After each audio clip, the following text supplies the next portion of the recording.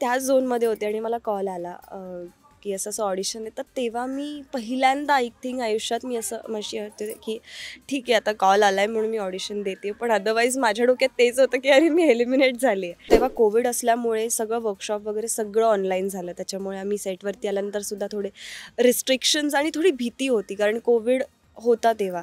तर त्या परिस्थितीत सगळ्यांनी शूट केलं. गौरी हे कॅरेक्टरसुद्धा खूप जवळचं आहे आणि फेवरेट आहे. त्यामुळे मला ती साडी एक गौरीची ओळख म्हणून माझ्या जवळ ठेवायची. नमस्कार, मी अंकिता शिंदे. इट्स मज्जामध्ये तुम्हाला सगळ्यांचं स्वागत. सुख म्हणजे नक्की काय असते या मालिकेच्या सेटवर आहे आणि आता ही मालिका आपल्या सगळ्यांचा निरोप घेणार आहे. त्यामुळे सध्या माझ्यासोबत आहे तुमची लाडकी गौरी म्हणजेच नित्या म्हणजेच गिरिजा. गिरिजा, कशी आहेस? मस्त. आणि खरं तर हे ऐकताना खूप कसं तरी होत होतं की मालिका निरोप घेणार आहे. पण आहे, जेव्हा एखादी गोष्ट सुरू होते तेव्हा त्याचा कधी ना कधी शेवट होतो. पण ठीक आहे, हा संपूर्ण प्रवास खूपच छान होता. त्यामुळे त्या आठवणी आमच्या कायम सोबत राहणार आहेत. पण गिरिजा, 4-4.5 वर्षांचा मालिकेने गाठलेला टप्पा किंवा इतका मोठा प्रवास, 1000पेक्षा जास्त एपिसोड, ही खूप सोपी गोष्ट नाही आहे, खूप मोठी गोष्ट. त्यात तुमच्या मालिकेत स्टंट आणि वेगवेगळ्या गोष्टी इतक्या घडत असतात. हे करणं तुझ्यासाठी किती चॅलेंजिंग होतं आणि हा प्रवास कसा होता? पहिलं तर ही माझी मुख्य भूमिकेतली पहिलीच मालिका आहे आणि तेही स्टार प्रवाहावरती कोठारे विजनसोबत. त्यामुळे एकतर मी खूप लकी समजते की गौरी साकारण्याची संधी मला मिळाली, त्याच्यासाठी मला चूज केलं. त्यामुळे मी स्टार प्रवाहाचे आणि कोठारे विजनचे आभार मानले. आणि संपूर्ण प्रवास खूपच कमाल होता. आणि जसं तू म्हणालीस तसं आम्ही बऱ्याच गोष्टी केल्या आहेत. आम्ही एकाच मालिकेत 2 कॅरेक्टर्स पण केलेत वेगवेगळे. आम्ही लीप घेतली. तर अशा बऱ्याच गोष्टी केल्या. आणि स्टंट्सचं म्हणालीस तर मला स्वतःला स्टंट्स करायला आवडतात. ऑफकोर्स तेवढं टेक्निकली डान्समुळे थोडंफार आहे नॉलेज किंवा कंट्रोल करणं किंवा बॅलन्स या सगळ्या गोष्टींचा अंदाज आहे. पण स्टंट्स असे मी कधी फार केले नव्हते. तर त्या निमित्ताने मला ते करण्याची संधी मिळाली.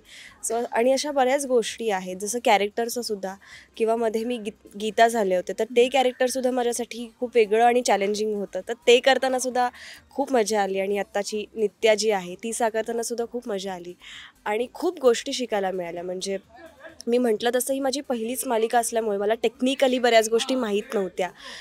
लाईट कसा घ्यायचा असतो किंवा काय मेकअपचंही म्हटलंच तर तसंही मला फार तेवढं माहीत नव्हतं. तर मी त्यानिमित्ताने मला खूप शिकायला मिळालं. मग टेक्निकल टीम जी आहे त्यांच्याकडनं तर आहेच, प्लस जे को आर्टिस्ट आहेत त्यांच्याकडनं पण मला खूप शिकायला मिळालं. सो ह्या सगळ्या गोष्टी ज्या मला पुढे खूप फायदेशीर ठरणार आहेत. मग अशी कपिलशी बोलणं झालं तेव्हा तो म्हणाला की सुरुवातीला आलेली गिरिजा ही खूप अशी बबली बबली होती, नंतर ती खूप मच्युअर झाली. सो तिची जर्नी त्याने पाहिली आणि त्याला खूप छान वाटतं तुला असं बघून. पण गिरिजा, आता शेवटचा दिवस आहे मालिकेच्या शूटिंगचा. तुला पहिला दिवस आठवतो का या सेटवरचा? तो पहिला आलेला कॉल की असं असं हवं आहे, किंवा काय ते ऑडिशनची प्रोसिजर, किंवा बेसिकली गौरी तुझ्यापर्यंत कशी आली, हे आम्हाला जाणून घ्यायचं आहे.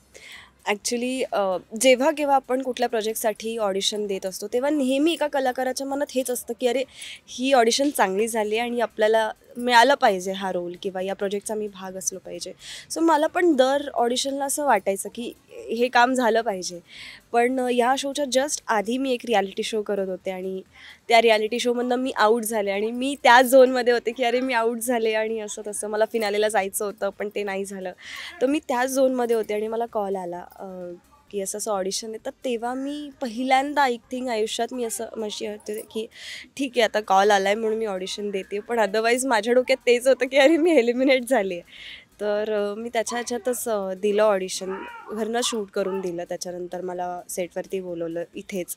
तर मी एक 2-3 वेळेला ऑडिशनसाठी आले, लुक टेस्ट झाली आणि सेटवरती आल्यानंतर थर्ड ऑडिशनला मी परत जात होते पुण्याला. तेव्हा मला कॉल आला की तू फायनल आहेस. सो तेव्हा मला असं झालं की मे बी मी ज्या गोष्टीचा विचार करत होते, मी जे एलिमिनेट झालेली तेच चालू होतं माझ्या डोक्यात. तर मे बी पुढे माझ्या हे लिहिलं होतं नशिबात, त्यामुळे त्या गोष्टी घडल्या. सो हे माझ्या कायमच लक्षात राहील की एखादी गोष्ट जर घडते तर त्याच्या मागे काहीतरी रिझन आहे, काहीतरी वेगळं तुमच्या नशिबात लिहिलेलं आहे, त्यामुळे ते घडलं. सो ते मी त्याच्यातनं शिकले. आणि त्याच्यानंतर जेव्हा मला कास्ट कळली, वर्षा मॅम, मंदार, त्याच्यानंतर संजय दादा आणि नंतर कितीतरी आर्टिस्ट ॲड ऑन होत गेले. सो त्यामुळे आमचं तेव्हा कोविड असल्यामुळे सगळं वर्कशॉप वगैरे सगळं ऑनलाईन झालं. त्याच्यामुळे आम्ही सेटवरती आल्यानंतरसुद्धा थोडे रिस्ट्रिक्शन्स आणि थोडी भीती होती, कारण कोविड होता तेव्हा. तर त्या परिस्थितीत सगळ्यांनी शूट केलं. त्याच्यानंतर करत करत करत करत खूप शिकत आणि मी जसं कपिल दादा म्हणाला ना की गिरिजा पहिलीची थोडी वेगळी होती आणि आता थोडी हळूहळू करत मॅच्युअर. तर मे बी हे कॅरेक्टर्समधनंच असेल की गौरी थोडीशी खूप जास्त इमोशनल होती आणि ती मॅच्युअर होतीच पण खूप जास्त इमोशनल होती आणि त्यामुळे तो फॅक्टर गिरिजामध्ये सुरुवातीला होता. पण जसं जसं हळूहळू करत गीता असेल, नित्या असेल, तर मग तसं करत करत ते किंवा सिच्युएशन वाईजसुद्धा आपण प्रत्येक सिच्युएशनमधनं काही ना काहीतरी शिकतो आपल्या पर्सनल लाईफमध्ये सुद्धा. तसंच कॅरेक्टर्सच्या लाईफमध्ये पण एक एक गोष्टी घडत गेल्या, ती कॅरेक्टर ग्रो होत गेलं, तसं तसं मी पण आय थिंक ग्रो होत गेली असेल. त्यामुळे तो इम्पॅक्ट माझ्यावर झाला आणि आता नित्यामधनं मी हे शिकले की जे आपल्याला नाही पटत, जे चुकीचं आहे त्याच्यावर बोललं पाहिजे, सहन नाही केलं पाहिजे. पण त्याचबरोबर नित्यामध्ये ते गौरीची क्वालिटी आहे की ती तिच्या माणसांवर प्रेम करते, त्यांना सांभाळून चालते. सो मी ते दोन्ही गोष्टी त्या 2 कॅरेक्टर्समधनं शिकले. तर जी आत्ता गिरिजा तुम्हाला दिसते तर ती या 2 कॅरेक्टर्समुळे. अगदी जण तू म्हणाली की स्टारकास्ट खूपच मोठी आहे, तर खरं स्टारकास्ट खूपच तगडी आहे. मंदार जाधव असो किंवा वर्षाताई असो किंवा कपिल असो, सगळेच खूप माधवी छान ताई आहेत. पण आहेत, माधवी निमकर, आता माधवी जुवेकर ताई. सो हे सगळे आहेत. सो त्यांच्याकडनं माधवी ताईंचं कॉमेडी माहिती आहे. माधवी जुवेकर ताई, माधवी निमकर ताई कमालच रोल करते ती निगेटिव्ह. सो त्यांच्याकडनं मी बऱ्याच गोष्टी शिकले आणि पुढे ते मला कुठेतरी वापरता येईल नक्कीच. पण तुझे मोस्टली सीन हे माधवी नेमकर, मंदार जाधव, वर्षाताई या लोकांबरोबर खूप झालेत. तर यांना आता गिरिजा किती मिस करणार आहे किंवा त्यांचं असणं गिरिजासाठी किती कम्फर्टिंग असायचं, किती सपोर्टिंग असायचं? खूपच. आणि म्हणजे माझे ह्या सगळ्यांबरोबर झाले, पण जास्त माझे मंदारसोबत झाले डे 1 पासून आणि सेकंड सीझन आणि आता शेवटपर्यंत आमचे सीन्स एकत्र खूप झाले. त्यामुळे ते एक अंडरस्टँडिंग किंवा आता मला माहिती आहे की हा काय रिॲक्ट करणार आहे किंवा त्याला माहिती असतं की मी काय रिॲक्ट करणार आहे. तर ते स्टेप बाय स्टेप ग्रो झालेलं आहे. त्याच्यानंतर माधवीताई काय रिॲक्ट करणार आहे ते मला माहिती असतं, मी काय रिॲक्ट करणार आहे, माझी काय रिॲक्शन आहे ते तिला माहिती असतं. वर्षा मॅमसोबतसुद्धा खूपच चांगला एक्सपिरियन्स होता. त्यांच्याकडनं बऱ्याच गोष्टी शिकायला मिळाल्या. टेक्निकली त्या पण खूप स्ट्रॉंग आहेत आणि स्वतःला कसं प्रेझेंट करायचं ह्या सगळ्या गोष्टी मला त्यांच्याकडनं शिकता आल्या. गिरिजा, आपलं मगाशी बोलणं सुरू होतं पण सीन होता म्हणून थोडासा ब्रेक केला. पण काय सांगशील, आता सगळेच आलेत, सगळे थोडे थोडे इमोशनल झालेत, तर तू काय सांगशील त्यांना भेटून पुन्हा कसं वाटतं? खरं तर ना आम्ही आपले 500 भाग 1000 भाग तर असं सेलिब्रेशन होतं, केक कटिंग होतं, तेव्हा जसे सगळे जमतात ना. अजूनही असं वाटतंय की आम्ही 1260 टप्पा गाठलाय तर त्याचं सेलिब्रेशन आहे. त्यामुळे आम्ही असंच वाटतं. चालेल. तर आता 1260 हा टप्पा गाठलाय तर आता असंच वाटतंय अजून 1260 हा जो टप्पा गाठलाय त्याच्या सेलिब्रेशनसाठी जमलो. म्हणजे खरंच नाही वाटत आहे अजूनही की आता उद्यापासून या साईडवरती येणार तयार होणार. माहीत नाही ते एक्सेप्टच नाही होते वाटतं अजून. पण गिरीजा, आता कुठेतरी सिरियल सुरू असली की वेळ मिळत नाही स्वतःसोबत वेळ स्पेंड करायला किंवा फॅमिलीला वेळ द्यायला. पण आता कुठेतरी थोडा काळ तुझ्याकडे वेळ असेल तर काय ठरवलेस, काही लिस्ट काढलीस की या गोष्टी करायच्या, इकडे इकडे जायचे असं काही ठरवलेस? पोलीस तर तयार आहे, डोक्यात तयार आहे. बऱ्याच गोष्टी करायच्या, बऱ्याच गोष्टी शिकायच्या. त्यामुळे तयार आहे माझं तुम्हाला काय काय करायचं. फिरणं मी अजून डिसाईड नाही केलं कुठे जायचं काय. पण माझी फॅमिली अशी की आपण फिरायला जायचं म्हटल्यानंतर सगळे तयार असतात. सो काही स्टार्ट करायची आणि निघायचं. तर फिरायचं प्लॅन तर आम्ही कधीही करू शकतो. काय काय करायचं याची आधी करायला.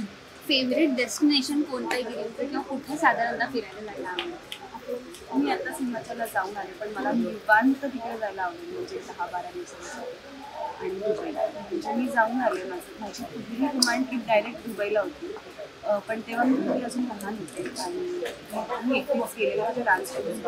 मला आता फॅमिलीसोबत जायला त्यांना घेऊन जायला. इतक्या वर्षांचा प्रवास आणि आता तू त्यांना म्हणालीस की तुला ती साडी हवी आहे, तर गौरीची आठवण म्हणून काही हवं आहे सोबत?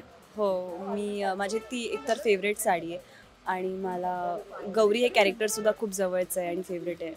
त्यामुळे मला ती साडी एक गौरीची ओळख म्हणून माझ्याजवळ ठेवायची.